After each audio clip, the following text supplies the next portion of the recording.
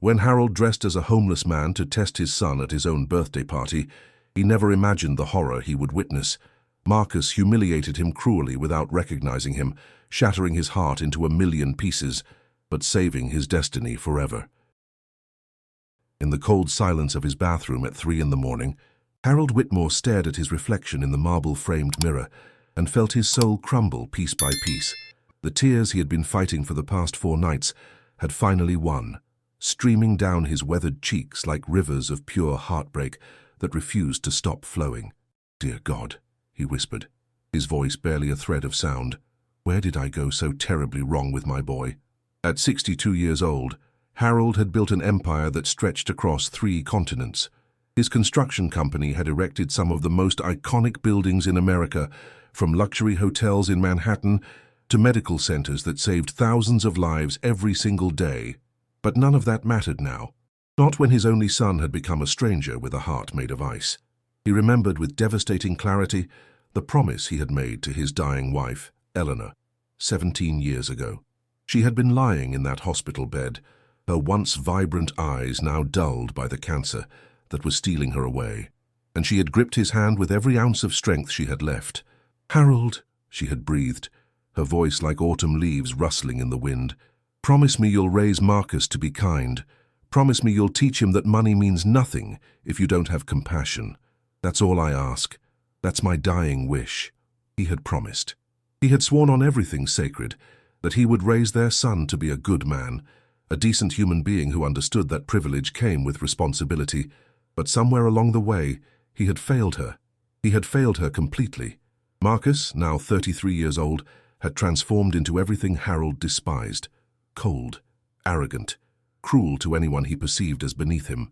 The whispers had started reaching Harold's ears about 6 months ago, carried by employees who were too afraid to look him in the eyes when they spoke. "Your son made the janitor cry yesterday," one had confided. "He threw hot coffee at a waitress because it wasn't hot enough," another had revealed. "He called the security guard a worthless piece of trash for opening the door too slowly." Each story had been like a knife to Harold's heart, but he had dismissed them. He had convinced himself that people exaggerated, that they were jealous of his family's success, that his son couldn't possibly be the monster they described. Until last week. Last week, Harold had witnessed something that shattered every illusion he had been desperately clinging to. He had been walking to his car in the underground parking garage when he heard laughter. Not joyful laughter, but the kind of cruel, mocking sound that made your skin crawl. Following the noise around a concrete pillar, he had frozen at what he saw. Marcus was standing over an elderly homeless man who had somehow wandered into the garage seeking shelter from the rain. The old man's clothes were soaked through, his white hair plastered to his head, his weathered hands clutching a small paper bag that probably contained everything he owned in the world. "Please, sir," the elderly man had begged, his voice trembling. "I just needed to get out of the rain for a moment. I'll leave, I promise. I didn't mean any harm." Marcus had laughed. He had actually laughed. "You think you can just waltz into our property and contaminate everything with your filthy presence?" Marcus's voice had dripped with contempt. "You people are like cockroaches. You show up everywhere, spreading your disease and desperation." Harold had watched, paralyzed, as his son kicked the paper bag out of the old man's hands, scattering its pitiful contents across the wet concrete. A half-eaten sandwich. A photograph, now soaking in a puddle. A small Bible with a cracked leather cover. "Please," the old man had sobbed, crawling toward the photograph. "That's my wife. She passed away last year. It's all I have left of her." Marcus had picked up the photograph before the man could reach it. Harold wanted to scream, wanted to run forward and stop what was about to happen, but his legs refused to move. He stood there, a silent witness to his son's cruelty. "This?" Marcus had held up the water-stained photo, examining it with mock interest. "This is what you're crying about? A photograph of some old woman?" And then, with a smile that would haunt Harold's nightmares for years to come, Marcus had torn the photograph in half. The sound that escaped the old man's throat wasn't human. It was the sound of a heart breaking, of hope dying, of a soul being crushed beyond repair. "Get out," Marcus had ordered, tossing the torn pieces at the sobbing man, "before I have you arrested for trespassing." Harold had retreated into the shadows, unable to face what he had just witnessed, unable to confront the monster his son had become. He had gone home, locked himself in his study, and wept until there were no tears left to shed. That night, staring at his reflection, Harold knew what he had to do. The realization had come to him in the darkest hour, when the weight of his failure pressed so heavily on his chest that he could barely breathe. He needed to know if there was any humanity left in his son. He needed to see with his own eyes who Marcus truly was when he thought no one was watching, when he thought no one would judge him. "I have to become invisible," Harold murmured to his reflection. "I have to become someone he would never notice, someone he considers beneath him." The idea was terrifying. It was. What if his worst fears were confirmed? What if Marcus truly had no soul? What if the son he had loved and nurtured for 33 years was beyond redemption? Then, at least I'll know the truth, Harold told himself, gripping the cold edge of the sink. At least I'll stop making excuses for a man who doesn't deserve them. 2 days later, at a specialized effects studio in the outskirts of the city, Victor Rosenberg had spent 40 years working in Hollywood, transforming actors into aliens, aging starlets into grandmothers, and creating illusions so convincing that even the actors themselves forgot who they really were. He had won 3 Academy Awards for his work, and his studio was a shrine to the art of transformation, but he had never received a request quite like this one. "Let me make sure I understand," Victor said slowly, setting down his coffee cup. "You want me to make you look like a homeless man. Not for a movie, not for a photo shoot, for real life." Harold nodded, his jaw set with determination. "I need the transformation to be so complete that my own family won't recognize me, specifically my son." Victor studied the man before him. Harold Whitmore was a legend in the business world, his face recognizable from countless magazine covers and television interviews. His silver hair was always perfectly styled, his suits tailored to perfection, his presence commanding and distinguished. "Mr. Whitmore," Victor chose his words carefully, "this is clearly personal, and while it's none of my business, I have to ask, are you sure about this? Once you see whatever it is you're looking for, you can't unsee it." Harold closed his eyes, and for a moment, the weight of the world seemed to press down on his shoulders. "Victor, I made a promise to my dying wife. I promised her I would raise our son to be a good man, and I fear I've failed her in the most terrible way possible. But you don't know for certain. I've seen things, heard things, but I've been making excuses, telling myself it couldn't be true, that my boy couldn't be." Harold's voice cracked. "I need to know, Victor. I need to see who my son really is when he thinks no one important is watching." Victor was quiet for a long moment, then nodded slowly. "I understand, and I'll help you. But I want you to prepare yourself for what you might discover." "What do you mean?" "I mean that the truth has a way of destroying us when we're not ready for it. Whatever you find, make sure you're strong enough to survive it." 3 hours later, Harold barely recognized himself. The mirror showed him a man at least 15 years older than his actual age, with deep wrinkles carved into weathered skin that told stories of hardship and suffering. His distinguished silver hair had been replaced by thin, unkempt white strands that hung limply over his forehead. Liver spots dotted his hands and face. His posture had changed too, Victor having coached him on how to hunch his shoulders and shuffle his feet like someone who had been beaten down by life. "The prosthetics will last up to 12 hours, Victor explained. "After that, they'll start to loosen. And I've included special contact lenses to change your eye color, and a voice modulator small enough to fit in your cheek. Your own mother wouldn't know you." Harold reached up to touch his new face, feeling the foreign texture of the synthetic skin beneath his trembling fingers. "It's remarkable," he whispered, his voice now raspy and aged through the modulator. "I look exactly like—" "Someone your son would never notice," Victor finished. "Someone invisible to people who only see what they want to see." Yes, the word came out heavy, laden with sorrow. Someone invisible. That evening, Harold prepared for the true test. Marcus was hosting his 34th birthday party at the Gilded Hall, the most exclusive venue in the city. 300 guests had been invited, all of them wealthy, all of them powerful, all of them exactly the kind of people Marcus wanted to impress. The champagne alone would cost more than most families earned in a year. Harold had declined the invitation weeks ago, claiming he had a business trip overseas. In truth, he had spent those weeks planning every detail of tonight. Now, dressed in threadbare clothes he had purchased from a Salvation Army store, clutching a worn walking cane, Harold made his way toward the Gilded Hall. Every step felt like walking toward his own execution. His heart hammered against his ribs so violently, He was certain the doorman would hear it. "Please, God," he prayed silently, "let me be wrong. Let there still be goodness in my son's heart. Let this all be a terrible misunderstanding." But deep down, in a place he didn't want to acknowledge, Harold already knew the truth. He just wasn't ready to face it. Outside the gilded hall, the chaos of wealth was on full display. Limousines lined up for half a block, disgorging guests in designer gowns and custom tuxedos. Photographers snapped pictures for society pages. Valets in pressed uniforms rushed to attend to vehicles that cost more than houses. And there, shuffling toward the side entrance like a shadow nobody wanted to see, was Harold Whitmore, the man who had built half the buildings in this city, now disguised as someone who had nothing. The staff entrance was unguarded. Harold had known it would be. He had designed this building himself 23 years ago. He knew every hallway, every staircase, every secret corner. Slipping inside, he made his way toward the grand ballroom, his cane tapping softly against marble floors that gleamed like mirrors. The sounds of the party grew louder, laughter and clinking glasses, and the gentle strains of a string quartet. When he finally reached the doorway and looked into the ballroom, Harold had to grip the doorframe to keep from collapsing. There was his son Marcus, standing at the center of attention like a king surveying his domain.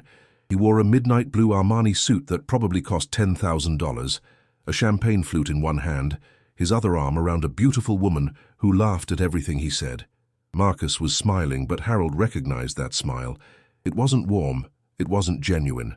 It was the smile of a predator who knew he was at the top of the food chain. "That's my boy," Harold whispered to himself, his artificial voice trembling. "That's the child I held in my arms when he was born. The little boy who used to run to hug me when I came home from work." Where had that child gone? What had happened to the bright-eyed boy who used to ask Harold to read him bedtime stories, who used to cry when he saw a hurt animal, who used to share his lunch with classmates who had forgotten theirs? Harold took a deep breath and stepped into the ballroom. Immediately the atmosphere shifted. Guests nearest to him recoiled, their expressions flickering from confusion to disgust. Whispers began to spread like wildfire through the crowd. "Who let that vagrant in here?" someone hissed. "Good Lord, is that a homeless person?" "Security! Someone call security!" Harold kept his head down, shuffling forward, waiting.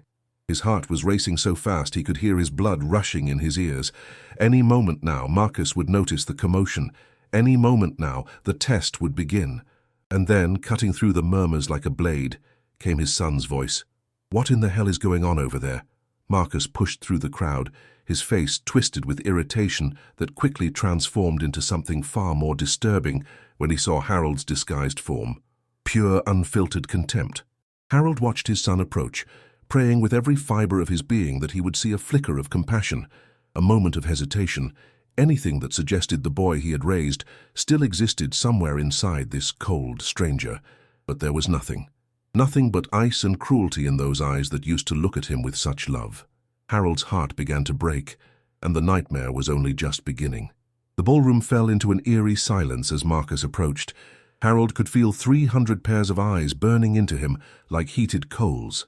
The string quartet had stopped playing mid-note, their bows suspended above strings that refused to sing. Champagne glasses hung frozen in mid-air. Even the servers had ceased their movements, creating a tableau of wealthy statues witnessing what was about to unfold. Marcus stopped 3 feet away from Harold, close enough that the old man could smell the expensive cologne mixed with champagne on his son's breath, close enough to see every micro-expression crossing that once-beloved face. "Well, well, well." Marcus's voice dripped with theatrical disgust, loud enough for every guest to hear. "It seems we have an uninvited guest at my birthday celebration." Harold kept his head bowed, his heart shattering with each word. He needed to see this through. He needed to know the full truth. "Please, sir," Harold rasped through his voice modulator. "I don't want any trouble. I'm so hungry. I haven't eaten in 3 days. I saw all these people coming in, and I thought maybe someone might spare some food. Just a little bread. Anything." A woman in a red sequined gown gasped audibly, pressing a manicured hand to her pearl necklace. Several guests took instinctive steps backward, as if poverty might be contagious. Marcus tilted his head, studying Harold the way a scientist might examine an insect before crushing it beneath a polished shoe. "You thought you'd crash my birthday party to beg for scraps, like some kind of stray dog wandering in from the alley." Nervous laughter rippled through portions of the crowd, but it was thin, uncertain, An elderly woman near the back pressed her hand to her chest, her eyes glistening with something that looked like sympathy. "I'm sorry," Harold whispered, his voice cracking with genuine emotion. "I didn't mean to ruin anything. I'll leave right now, please." "You'll leave when I say you can leave," Marcus interrupted, his smile widening into something predatory. He turned to address his audience, arms spread wide like a ringmaster. "Ladies and gentlemen, it appears we have some unexpected entertainment tonight. Who needs a string quartet when we have real street theater?" Harold noticed a middle-aged woman in a tasteful navy dress, whispering urgently to her husband, tugging at his sleeve as if wanting to flee. Her face had gone pale. The husband shook his head slightly, eyes fixed on the scene with morbid fascination. "Marcus," a young woman's voice cut through the tension.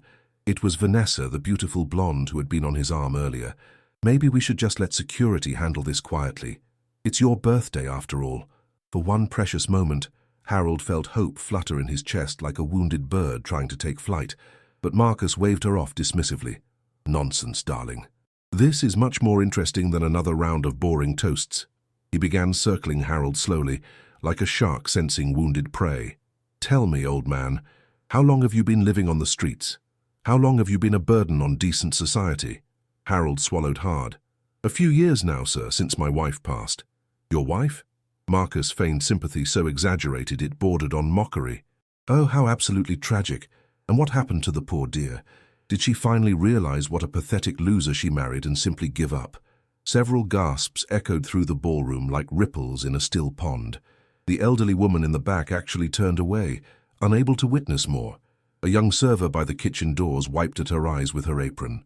Harold felt the words pierce through every layer of disguise straight into his soul. His wife, Eleanor, being mocked by the son she had given everything to bring into this world. "She had cancer," Harold managed to say, his voice trembling with real grief. "I spent everything trying to save her. Every penny, sold the house, sold the car. And when she was gone, when they lowered her into the ground, there was nothing left." "Classic," Marcus laughed, the sound cutting through the room. "The old cancer took everything story. You people always have such creative excuses for your failures. Let me guess. The system failed you?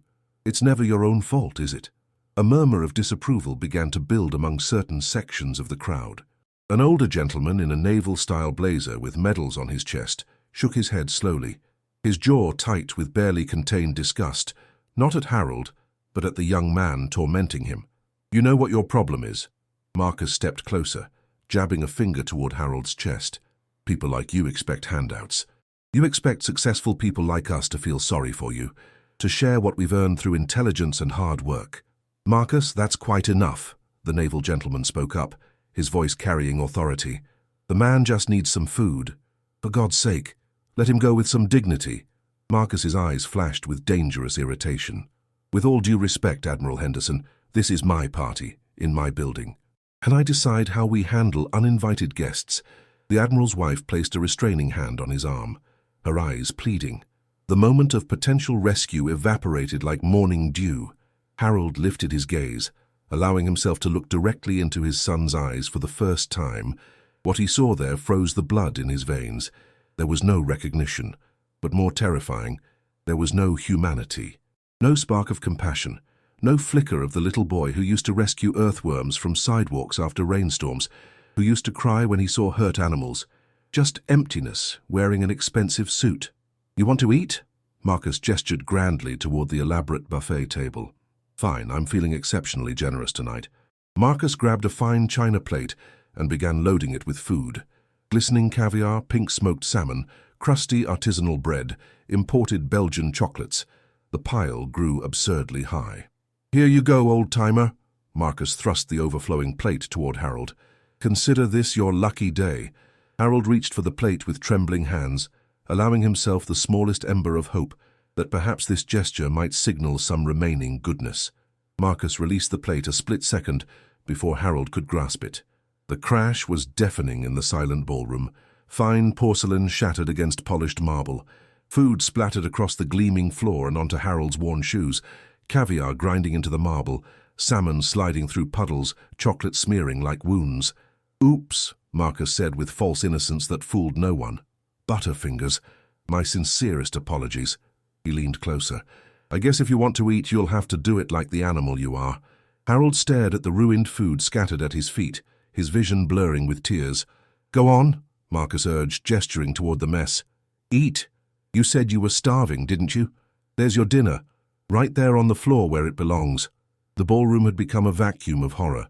Even Marcus's most sycophantic friends had stopped laughing, their faces frozen in disbelief. Marcus. Vanessa's voice was small, stripped of confidence. This is too much, please stop. It's not enough, Marcus snapped, his mask slipping to reveal genuine cruelty beneath.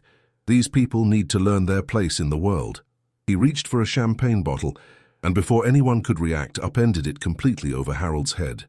The cold liquid cascaded down Harold's face, soaking through his disguise, dripping from his prosthetic wrinkles, mingling with tears he could no longer hide. It ran down his neck, soaked into his threadbare clothes, pooled at his feet. There, Marcus announced triumphantly.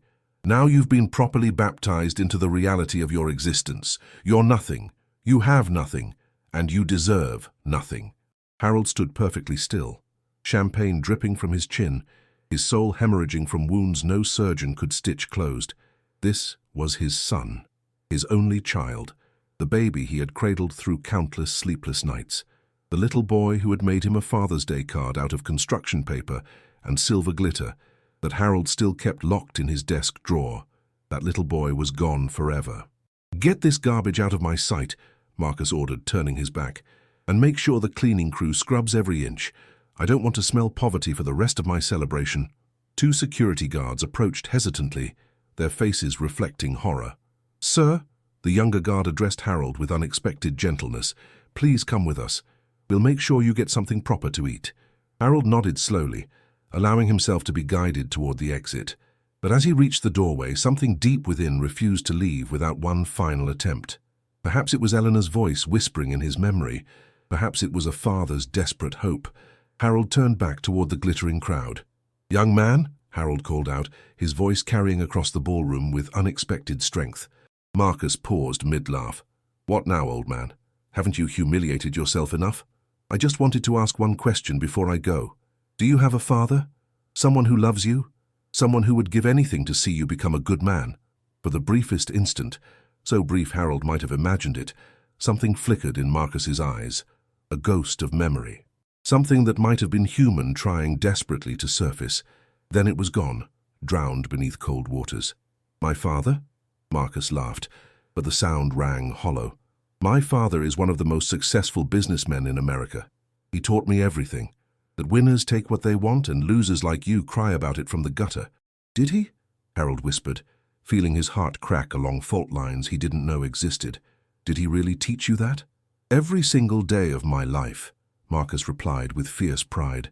He taught me that compassion is weakness, that sentiment is for fools. Harold closed his eyes against the devastating pain. The lies were almost worse than the cruelty. Marcus was rewriting history, transforming Harold into a monster he had never been. I see, Harold finally said, strange peace settling over him. Then I feel deeply sorry for your father. Marcus's expression hardened. You feel sorry for one of the wealthiest men in this country? Yes, because one day, perhaps very soon, he's going to realize what his son has truly become. And when that day comes, all the money in the world won't be enough to heal his shattered heart. The word struck something deep within Marcus. For just a moment, his confident facade wavered. His lower lip trembled. His eyes glistened with what might have been a buried conscience struggling to surface. Then the moment passed. Get him out of here, Marcus snarled. Now! As Harold was escorted into the cold night air, he heard the string quartet resume playing. He heard conversation slowly restart. But echoing in his mind with devastating clarity, he heard his wife's voice from 17 years ago. Promise me you'll raise Marcus to be kind. Harold stumbled into the darkness, tears streaming down his champagne-soaked face, knowing with absolute certainty that he had broken the most sacred promise of his life. And now, standing alone beneath uncaring stars, he finally understood what he had to do. The son he had raised was a stranger, but perhaps there was still a way to save him, even if it meant destroying everything Harold had built, even if it meant sacrificing his entire fortune. Harold pulled out his phone and dialed his attorney. Robert, he said, his voice steady despite the tears, I need you to draw up some papers, tonight. Harold, what's happening? It's nearly midnight. I'm going to change my will, every provision, and I'm going to teach my son a lesson he will never forget. There was a weighted pause. Are you absolutely certain? Harold looked back at the gilded hall, where his son was celebrating surrounded by people who didn't truly know him. I've never been more certain of anything in my entire life. The night was cold, but Harold's resolve was colder, and Marcus had absolutely no idea that his privileged world was about to collapse around him. 1 week after the birthday party, that would change everything. Marcus Whitmore woke up in his penthouse apartment to the sound of aggressive knocking. He groaned, reaching for his phone on the nightstand, squinting through his hangover haze. 47 missed calls from numbers he didn't recognize. "Mr. Whitmore," a man's voice boomed through the door. "This is building management. Open immediately, or we will use our master key." Marcus stumbled out of bed in wrinkled silk pajamas, his head pounding from a week of champagne celebrations. He yanked open the door to find 3 men in suits. One held a clipboard, another carried locksmith tools. The third wore the expression of bad news. "What is this about?" Marcus demanded. "I'm Gerald Patterson, head of property management. Your lease is terminated effective immediately. You have 2 hours to collect your belongings before locks are changed." Marcus laughed. "Very funny. Who put you up to this? Was it Brandon? This is not a joke, sir. The termination clause has been exercised. Furthermore, all payments have been reversed. You owe $47,000 in back rent." The smile faded from Marcus's face. "That's impossible. My father owns this building. My father pays my rent. Harold Whitmore sold this building 3 days ago. The new owners have no obligation to honor previous arrangements." Marcus felt reality shift beneath his feet. "Sold? My father sold this building?" "You have 2 hours, Mr. Whitmore." The men turned and walked away, leaving Marcus frozen in his doorway as his world began to crack. 30 minutes later, Marcus's hands trembled as he tried his credit card at the lobby coffee shop. The barista, who once smiled flirtatiously, now wore uncomfortable pity. "I'm sorry, sir. Your card has been declined. Run it again. There's a problem with your machine." Same result. He tried another card. Declined another. Declined another. Declined. 7 credit cards with limits that would make most people weep with envy. Every single one cancelled. "Sir, I need you to step aside. Other customers are waiting." Marcus turned to see neighbors who once craved his attention, now looking at him like something unpleasant they'd stepped in. 1 hour later, the bank manager's office felt like a coffin. Patricia Hendricks explained how every account bearing his name had been frozen, emptied, or closed. "But that money was mine," Marcus protested, his voice rising. "I earned that money. According to our records, every deposit for the past 12 years came from Whitmore Construction. As of yesterday, you are no longer employed there. And this morning, your remaining balance, $1.7 million, was transferred pursuant to legal documents filed by your father." "What legal documents?" "You'll need to speak with your father's attorney." Marcus's phone buzzed. A text from an unknown number. "Your vehicle has been repossessed. Outstanding balance, $127,000. His Porsche." They had taken his Porsche. 2 hours later, standing on the sidewalk, Marcus clutched 2 suitcases. Everything he'd been allowed to take. Designer clothes, watches, electronics, all claimed by management to cover his debt. His phone buzzed again. A text from Brandon, his best friend since prep school. "Hey man, my dad says I can't hang out with you anymore. Something about your family situation being complicated. Sorry. Good luck." Marcus scrolled through his contacts, calling person after person desperately. Voicemail. Voicemail. "Sorry, can't talk." Voicemail. "Who is this?" Voicemail. 300 people had attended his birthday party. 300 had raised glasses in his honor, laughed at his jokes, praised his brilliance. Not a single one would take his call now.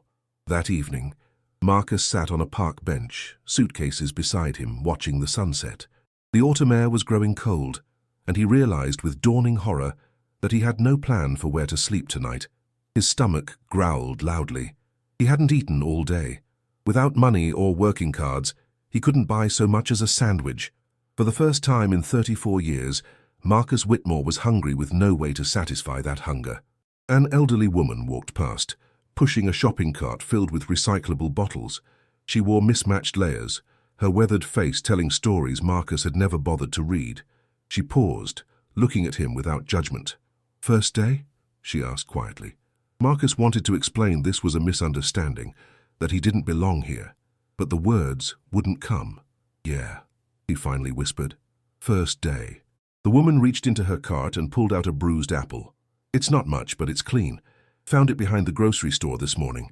I can't take your food. Pride is a luxury out here, young man. We survive by helping each other. Someone helped me on my first day. Now I'm helping you. Someday you'll help someone else." She walked away before Marcus could respond, disappearing into the gathering darkness.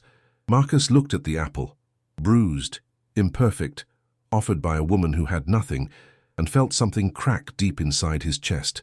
Then he remembered the old man at his birthday party, the one he'd humiliated in front of 300 people, the one whose food he'd thrown on the floor, whose dignity he'd trampled for entertainment. Marcus brought the apple to his lips, took a bite, and finally allowed the tears to fall. 3 days later, at a homeless shelter, the shelter was nothing like Marcus had imagined. He'd pictured chaos and danger, filled with people who deserved their fate. Instead, he found clean beds, warm meals, and an overwhelming sense of quiet desperation. People here had stories. Gloria lost everything when medical bills bankrupted her family. Thomas had been an accountant until addiction stole his career. Destiny was hiding from a violent ex-boyfriend, her children clinging to her like life rafts. None of them had deserved this. None had asked for this life. And none recognized Marcus Whitmore, who had once mocked their very existence. "You're new." The voice came from an elderly man in the corner, white hair thin, clothes worn but clean. "Is it that obvious? Your shoes, designer leather. They'll be stolen within a week." Marcus looked at his Italian loafers. "I have nothing else. Donation bin has shoes. Won't be pretty, but they'll keep your feet warm." He extended his hand. "I'm Walter, been here 2 months. Marcus." He shook Walter's hand, noting the firm grip. "What's your story, if you don't mind?" Marcus hesitated. How could he explain that his own father had orchestrated his destruction, that he was here because of his own cruelty coming back to claim its debt? "I made mistakes," Marcus finally said. "Terrible mistakes. And I'm paying for them now." Walter nodded slowly. "We all make mistakes, son. The question is what we do after we realize how wrong we were. What if the mistakes are too big to fix?" Walter leaned forward. "There's always a way back, but it requires something most people aren't willing to give." "What's that?" "Everything. You have to give everything you are, everything you thought you knew. You have to burn it all down and start over from the ashes. And if I'm not strong enough, then you'll stay trapped in the prison of who you used to be, unable to become who you're meant to be." That night, lying on his narrow cot, Marcus couldn't sleep. Every time he closed his eyes, he saw the old man from his birthday party, the champagne dripping from wrinkled cheeks, the tears mixing with alcohol, the quiet dignity in that final question. "Do you have a father who loves you?" The question haunted him now, because the answer was yes. Harold Whitmore loved his son, had given Marcus everything, and received cruelty in return. Marcus thought about all the times Harold had tried teaching him compassion, the Christmas volunteer work, the scholarships for underprivileged students, the foundation bearing Eleanor's name, his mother, who had died when he was 17, who had made Harold promise to raise their son with kindness. Marcus had heard that story countless times, had dismissed it as sentimental nonsense, had rolled his eyes whenever Harold mentioned Eleanor's dying wish. Now lying in a homeless shelter with nothing but the clothes on his back, Marcus finally understood what his father had been trying to tell him all along, and he understood why Harold had taken everything away, not out of cruelty, out of love, the kind of love willing to destroy in order to save. Marcus turned his face into his pillow and wept like he hadn't wept since childhood, mourning not just what he had lost, but who he had become. 1 week later, the transformation was slow, painful, and utterly humbling. Marcus learned things about survival that no business school could teach. He learned that pride was indeed a luxury he could no longer afford. He learned that hunger was not abstract. It was a gnawing emptiness that consumed your thoughts until nothing else mattered. He learned that the people he had once dismissed as worthless were some of the most resilient, compassionate human beings he had ever encountered. Gloria, the woman who had lost everything to medical bills, shared her blanket with him on the coldest night. Thomas, the former accountant, taught him which dumpsters behind restaurants had the freshest discarded food. Destiny's children drew him pictures with broken crayons, calling him Mr. Marcus and asking why he looked so sad. These people had nothing, yet they gave freely. Marcus had once had everything, yet he had given nothing but cruelty. The contrast shamed him to his very core. 2 weeks later, Marcus had learned to truly survive. He knew which shelters had beds, which churches served hot meals, which corners to avoid after dark.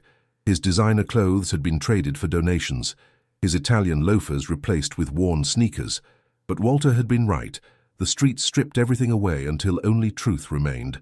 One morning, helping serve breakfast at the shelter, Marcus froze. A familiar face appeared in line. The elderly homeless man from the parking garage, the one whose photograph Marcus had torn in half, whose wife's memory he had destroyed for entertainment. The man looked older now, more fragile. His eyes carried wounds that hadn't healed. Marcus's hands trembled as he ladled soup into the man's bowl. "Thank you, son," the man said without looking up. Marcus opened his mouth to confess, to apologize, to beg forgiveness, but words caught in his throat like broken glass. The man shuffled to an empty table, alone with his meal and memories. Marcus watched him eat, tears streaming silently down his face. This was his doing, this broken man, this shattered life. "You know him." Walter appeared beside Marcus.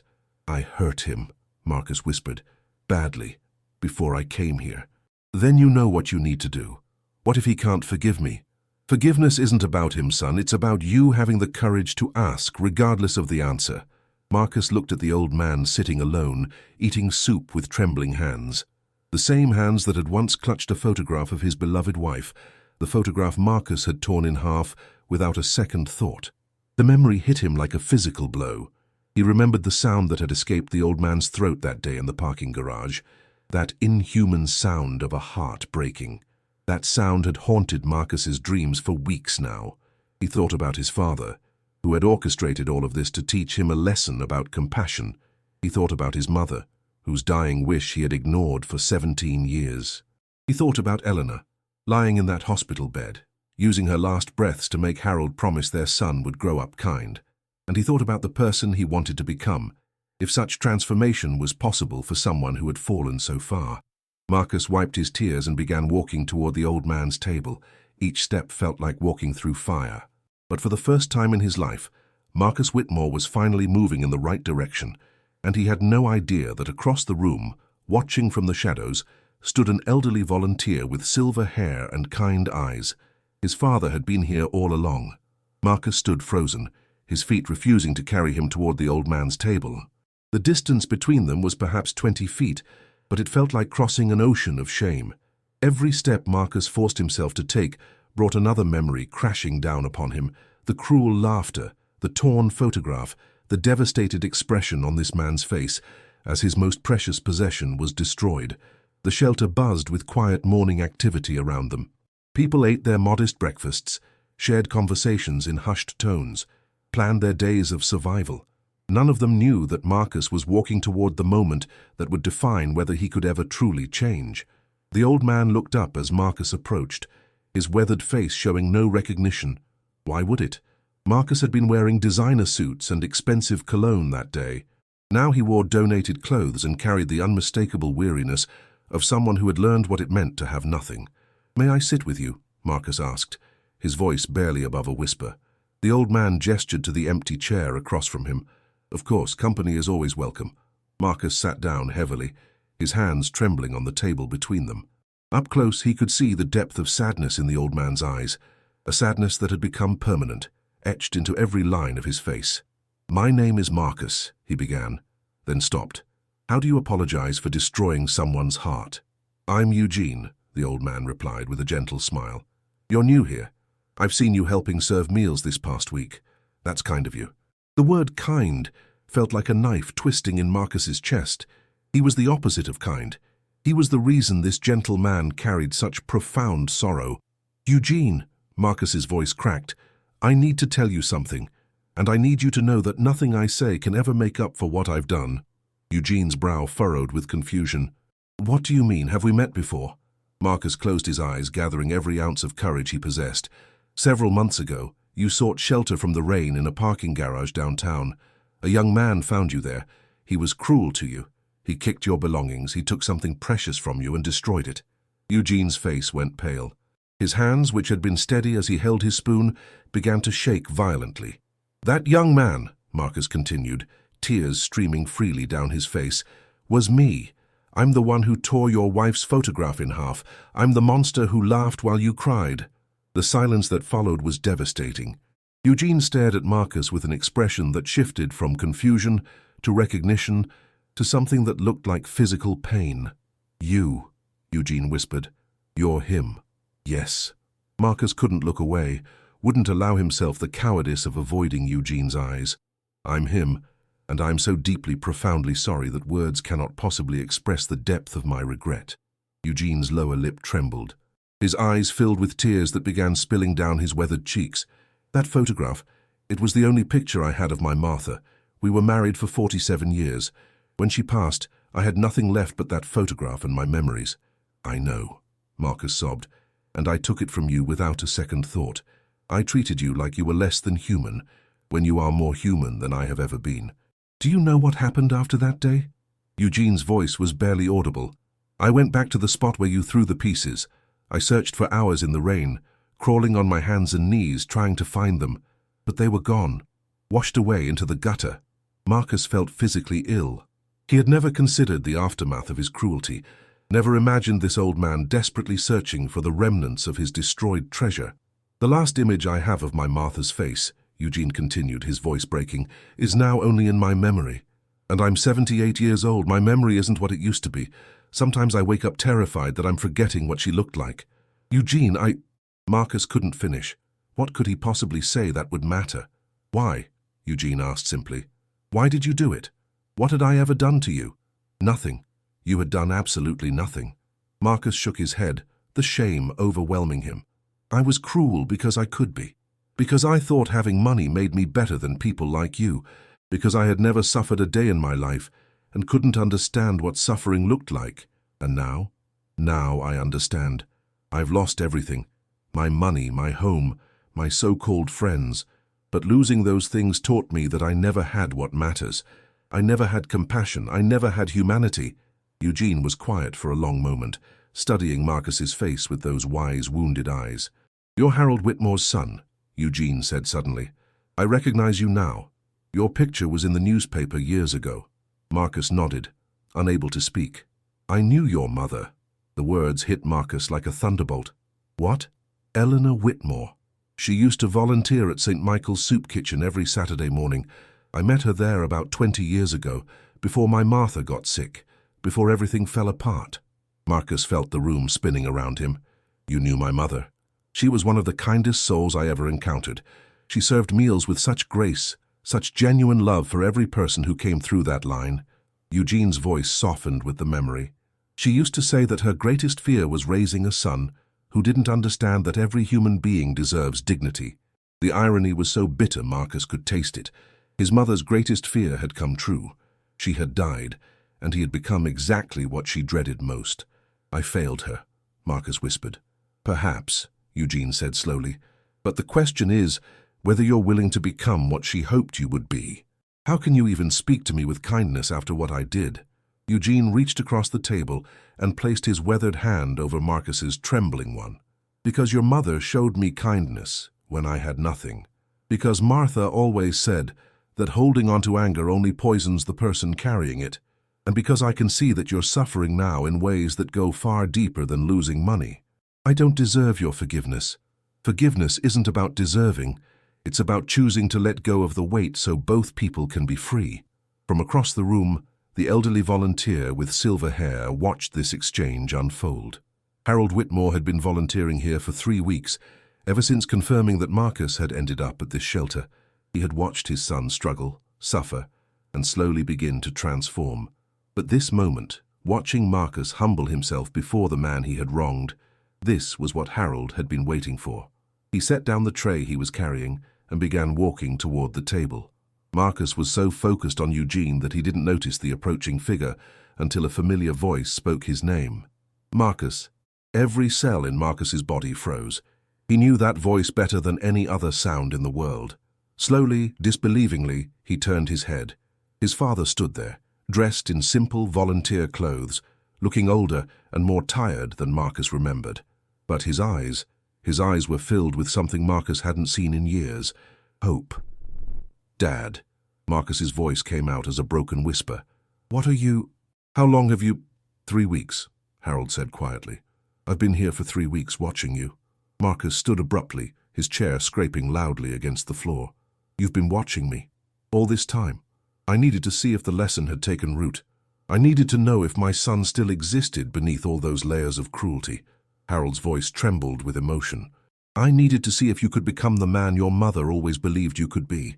"The man at my birthday party," Marcus suddenly realized, his mind connecting the pieces. "The homeless man I humiliated. That was you, wasn't it? In disguise." Harold nodded slowly. "I had to know who you really were when you thought no one important was watching. What I saw that night destroyed me. But what I've seen these past 3 weeks has given me hope."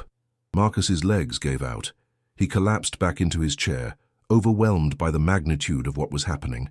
His father had orchestrated everything: the test, the destruction of his privileged life, the opportunity for redemption. "I hated you," Marcus admitted, his voice raw. "When I first ended up on the streets, I hated you for taking everything away. I thought you were punishing me out of cruelty. And now? Now I understand you were trying to save me, from myself, from becoming something even worse than what I already was." Harold moved closer, kneeling beside his son's chair. "Marcus, I have loved you since the moment you were born, but love sometimes means making painful choices. I had to destroy the monster to save the man underneath." "Did it work?" Marcus asked, tears streaming down his face. "Am I saved?" "That's not for me to decide." Harold glanced at Eugene, who had been watching this reunion with quiet tears of his own. "It's for the people you've hurt to determine if you've truly changed."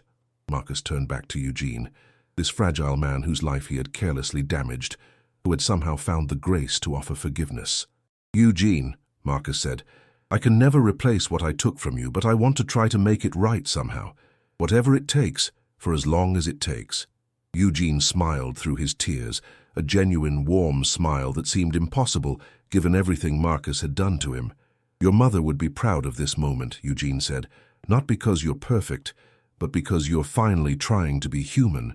Harold placed his hand on Marcus's shoulder, the first physical contact between father and son in months. "There's something I need to show you, both of you." He reached into his pocket and pulled out a small photograph, worn at the edges, clearly treasured. "After that night in the parking garage," Harold explained, "I hired someone to search for the pieces. They found them in a storm drain. I had the image restored and reprinted." He handed the photograph to Eugene, whose hands shook so violently he nearly dropped it. It was Martha, beautiful Martha, smiling at the camera, with all the love that had sustained Eugene through 47 years of marriage. Eugene clutched the photograph to his chest and wept openly, his whole body shaking with sobs of relief and gratitude. "Thank you," he gasped. "Thank you, thank you, thank you." Marcus watched Eugene cradle the restored photograph, understanding flooding through him. This was what his father had been trying to teach him. This was the power of compassion, of taking responsibility, of making things right. This was what his mother had wanted him to become. Harold helped Eugene to his feet, supporting the weeping man with gentle hands. Then he turned to his son. "There's still a long road ahead, Marcus. You've taken the first steps, but the journey of becoming who you're meant to be takes a lifetime." "I know," Marcus said, standing to face his father properly. "I know I can't undo the past, but I can choose who I become from this day forward." "And who do you want to become?" Marcus looked at Eugene, still clutching his wife's photograph. He looked around the shelter at the people he had spent weeks serving: Gloria, Thomas, Destiny, and her children, Walter, who had shown him such wisdom. "I want to become someone who honors Mum's memory," Marcus said. "Someone who sees every person as worthy of dignity. Someone you can be proud of." Harold pulled his son into an embrace, holding him tightly as decades of distance and disappointment melted away. "I'm already proud of you," Harold whispered. "Today, right now, I'm proud of the man you're choosing to become." Father and son held each other in the middle of a homeless shelter, surrounded by people who had lost everything, yet still found ways to hope. And somewhere, Marcus liked to believe, his mother was watching. Finally, at peace. 6 months had passed since that morning in the shelter when everything changed. Marcus stood at the window of his small apartment, watching the sunrise paint the city in shades of gold and amber. It wasn't a penthouse anymore, just a modest two-bedroom place in a working-class neighborhood where people actually knew their neighbors' names and children played in the streets after school. He had earned this apartment himself. Every dollar of the deposit, every month of rent, had come from his own work, real work, the kind that left calluses on his hands and satisfaction in his heart. After the reconciliation with his father, Marcus had refused Harold's offer to restore his inheritance. The decision had shocked everyone, including Harold himself. "I need to build something on my own," Marcus had explained. "Not because you're punishing me, but because I'm choosing to become someone who earns what he has." Harold had wept at those words, tears of pride, of relief, of a father finally seeing his son become a man. Now Marcus worked as a construction foreman for a small company that specialized in building affordable housing. The irony wasn't lost on him. His father had built an empire of luxury buildings, and Marcus was helping construct homes for families who had once been invisible to him. That morning, Marcus received a phone call that would bring his journey full circle. "Marcus?" His father's voice carried an unusual tremor. "Can you come to the house today? There's something important I need to share with you." "Is everything okay, Dad?" "Everything is... It's better than okay. But I need to show you something. Something I've been saving for the right moment." Marcus arrived at his childhood home 2 hours later, a place he now visited regularly but no longer felt entitled to. The mansion looked the same as always, imposing, elegant, filled with memories both painful and precious. Harold met him at the door, looking older than his 62 years but somehow lighter, as if a burden he had carried for decades had finally been lifted. "Come with me," Harold said, leading Marcus not to the study or the living room, but upstairs to a part of the house Marcus had avoided since childhood, his mother's room. Eleanor's private sanctuary had been preserved exactly as she left it 17 years ago. The same floral curtains, the same antique vanity, the same photographs on the walls showing a young family full of hope and love. "Dad, why are we here?" Harold walked to Eleanor's writing desk and opened a drawer that Marcus had never seen unlocked. Inside was a collection of letters, dozens of them, all written in his mother's elegant handwriting. "Your mother wrote these during her final months," Harold explained, his voice thick with emotion. "She wrote one letter for every year of your life, to be given to you on each birthday after she was gone." Marcus felt his knees weaken. "I never received any letters." "I know." Harold's face crumpled with old guilt. "I was supposed to give them to you starting on your 18th birthday. But I read the first one and I was so afraid." "Afraid of what?" "Afraid that her words would make you miss her more. Afraid that I couldn't be both mother and father to you. Afraid of my own failure." Harold pulled out a thick envelope. "So I kept them hidden, telling myself I was protecting you. But really I was protecting myself from facing how badly I was failing her wishes." He handed Marcus the envelope. "This is the letter she wrote for your 34th birthday. The age you are now, I think it's finally time." Marcus's hands trembled as he opened the envelope. The paper was yellowed with age, but the ink was still clear, still carrying the essence of the mother he had barely known. "My dearest Marcus, if you're reading this, you've reached the age I was when I received the greatest gift of my life, you. At 34, I held you in my arms for the first time and understood that love isn't something we feel, it's something we become. I don't know what kind of man you've grown into. I can only pray that your father has taught you what I believe with all my heart, that our worth is not measured by what we accumulate, but by how we treat those who cannot give us anything in return. The world will tell you that success means wealth, power, status, but I've learned in these final months of my life that true success is much simpler. It's the ability to look at another human being and see not what they have, but who they are. It's treating the janitor with the same respect you'd give a king. It's understanding that every person you meet is fighting battles you know nothing about. Marcus, my sweet boy, I won't be there to guide you, I won't see your struggles or your triumphs, but I need you to know this. No matter what mistakes you make, no matter how far you stray from the path, there is always a way back to your true self. Your father loves you more than you will ever understand. If you're reading this letter, it means he's still there, still fighting for you, even when you've given him every reason to give up. That's what real love looks like, my darling. Not the absence of disappointment, but the refusal to abandon. I'm writing this letter knowing I won't see another sunrise, and yet I'm not afraid, because I know that love doesn't end when we do. It echoes through generations, through choices, through moments of kindness that ripple outward forever. Be kind, Marcus. Not because it's easy, but because it's who you're meant to be. All my love. Across all the years I won't be there. Mom. Marcus couldn't see the paper anymore.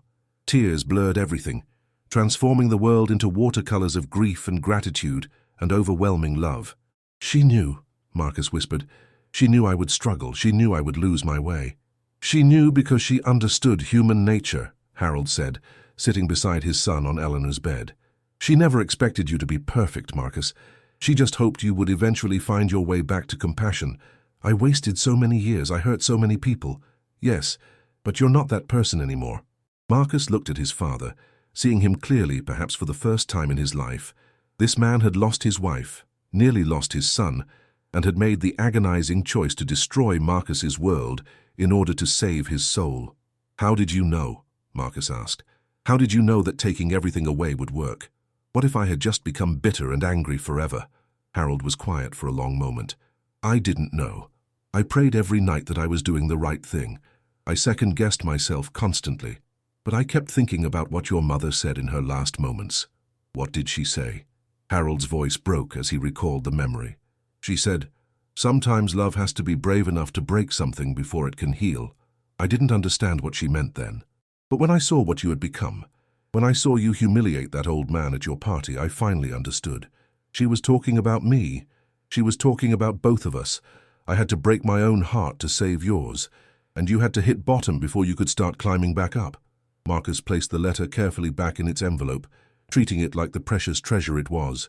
Can I take the other letters, the ones you never gave me? They're yours. They were always meant to be yours. Harold handed over the collection of letters, 17 years of a mother's love preserved in paper and ink. I'm going to read one every year, Marcus decided. On my birthday, so I can keep getting to know her even now. That evening, Marcus gathered the people who had become his true family. They met at the shelter where Marcus still volunteered every Saturday morning, the same shelter where he had lost everything and found himself. Eugene was there, the photograph of Martha now framed and hanging in his small room at the shelter. Gloria had found housing and a job, thanks to a reference Marcus had provided. Thomas was 3 months sober, working part-time at a grocery store. Destiny and her children had moved into a safe apartment, finally free from fear.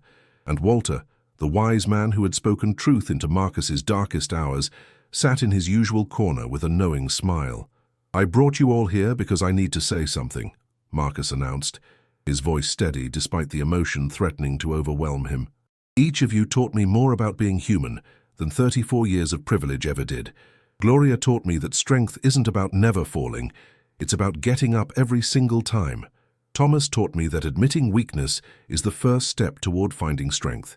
Destiny taught me that protecting those we love sometimes means asking for help. And Eugene, Marcus turned to the old man who had every right to hate him, but had chosen forgiveness instead. Eugene taught me that the human heart has an infinite capacity for grace. That forgiveness isn't about excusing what happened, it's about choosing freedom over bitterness. Eugene nodded slowly, his eyes glistening. And you taught me something too, young man. What could I possibly have taught you? That people can change, really, truly change. When you walked toward my table that morning, I saw the same face that had destroyed my wife's photograph. But I also saw something different in your eyes. I saw someone who was finally awake. Walter spoke up from his corner. You know what I've learned in my 75 years on this earth? That the measure of a person isn't where they start or where they end up. It's the journey in between. It's the willingness to look in the mirror and admit that you don't like what you see. And then it's the courage to become someone different. Marcus thought about those words as he looked around at these faces. Once strangers, now family. His father entered the shelter then, carrying a simple cake with a single candle. "Happy birthday, son," Harold said. "I know it was last week, but I wanted to celebrate with everyone who helped you become who you are." Marcus laughed, a genuine, joyful sound that would have been impossible a year ago. "You're a week late, old man. Better late than never. I think we've both learned that lesson." As Marcus blew out the candle, surrounded by people who had nothing yet gave everything, he understood what his mother had tried to tell him across 17 years of unread letters. Love isn't about grand gestures or expensive gifts. It's about showing up. It's about seeing people, really seeing them, and treating them with dignity, whether they're wearing designer suits or donated clothes. It's about having the humility to admit when you're wrong and the courage to spend the rest of your life making it right. Marcus Whitmore had once been a man who had everything and valued nothing. Now he was a man who had learned the hardest lesson of all, that true wealth isn't measured in bank accounts or properties or possessions. True wealth is measured in the hearts you've touched, the lives you've changed, and the grace you've learned to give and receive. His mother would be proud, and somewhere, Marcus knew, she was watching. Finally, at peace. To every person who has ever lost their way and wondered if it was too late to find it again, it's never too late. The journey back to yourself begins with a single step, the courage to admit you need to change, and the people who truly love you.